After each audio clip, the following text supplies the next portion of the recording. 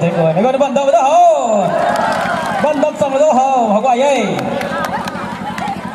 that was năm cao luang 3 thì con dân